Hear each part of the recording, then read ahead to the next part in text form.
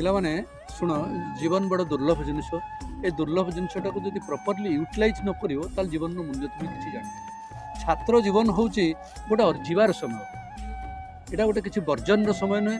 ତେଣୁ ଯାହା ଅର୍ଜି ପାରିବ, ଯାହା ନିଜର ପରାର୍ଥରେ ଥିବ ବା ପ୍ରାରବ୍ଧ ଅନୁସାରେ ପ୍ରାପ୍ତି ହେଇଥିବ, ତାହାକୁ ଅର୍ଜି ପାରିଲେ ତୁମ ଜୀବନ ସାର୍ଥକ ହେବ। ତୁମେ ସମସ୍ତେ ବର୍ତ୍ତମାନ ଆସିଛ, ପାଠ ପଢ଼ିବ, ମଣିଷ ହେବ, ତୁମ ବାପା ମାଆଙ୍କର ନାଁ ରଖିବ।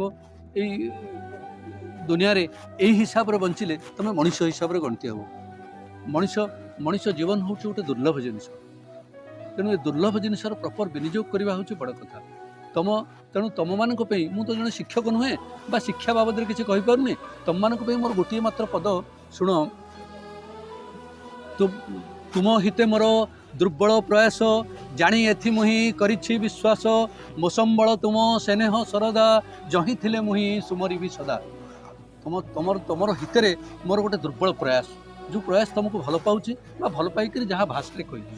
ମୋତେ neither I know trigonometry nor I know physics nor chemistry nothing else.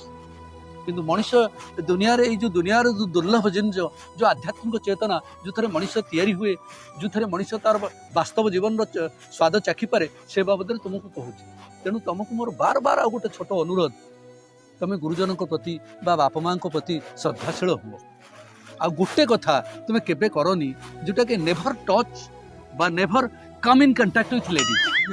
नौका शुण, गोटे कथार अच्छी, उपेन्द्र भंज कहते नौका नायिका हेले बुड़ीब भेड़ा। नौकाटा हेची टू पास द रिवर। समुद्र बा नई रे ना धरिक तुम पास कर, तेणु तुमको जो प्रकार ट्रैक दिखाई पाठ पढ़िक तुम ये पास कर। जा विद्या सा विमुक्ताय, ये तुमको मुक्तिर बाट देखिए।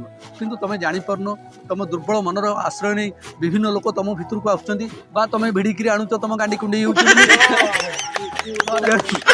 ये नौका नायिका हेले बुड़ीब बेला।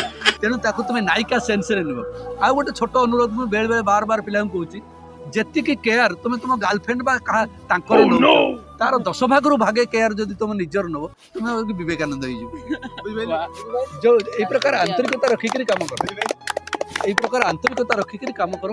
हाँ, संसार में निश्चित दिन मनीष हम आ मनीष हबार प्रयास कर। से कहुई नरदेहहीन मूर्तिका नुहे, नारायण तार जीवन रस, महाचेतनार अंश से एक विकास पाई के शरीर बस।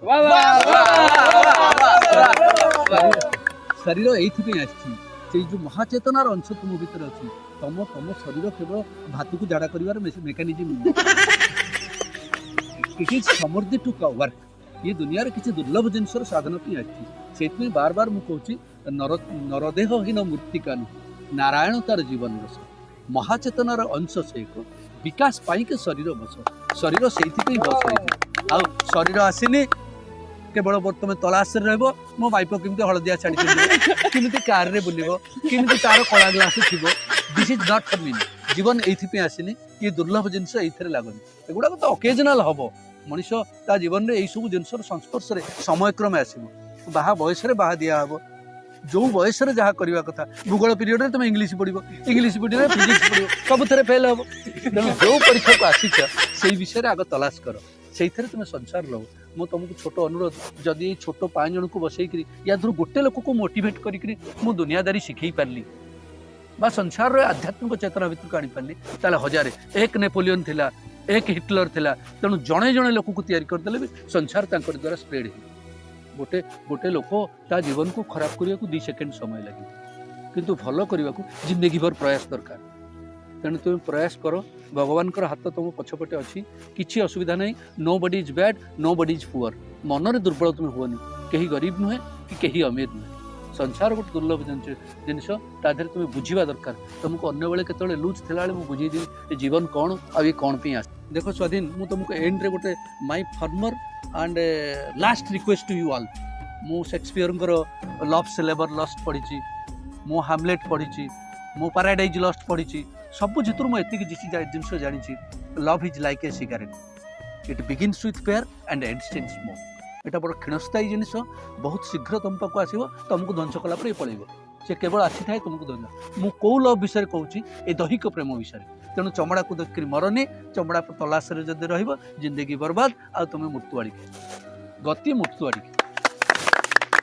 मैंने तुमको मोर लास्ट रिक्वेस्ट आउ last appeal to you all तुम ग्रहण कर जदि ग्रहण कर तुम निश्चित भाव में भविष्य में मनीष हम जदि ग्रहण न कर तुम बाध्य कर जना पड़ो तेणु तुमको मोर शेष अनुरोध तुम ट्रैक रे चलो ट्रेन ट्रैक रे चलिले नहीं पैसेंजर तुमको चार्जर पहुँच ट्रेन जदि लाइनच्युत हम तुम लाइनच्युत होनी आउ दुर्लभ जिन को विपथगामी करनी बारंबार यही कथा तुमको कहूँ बुझल।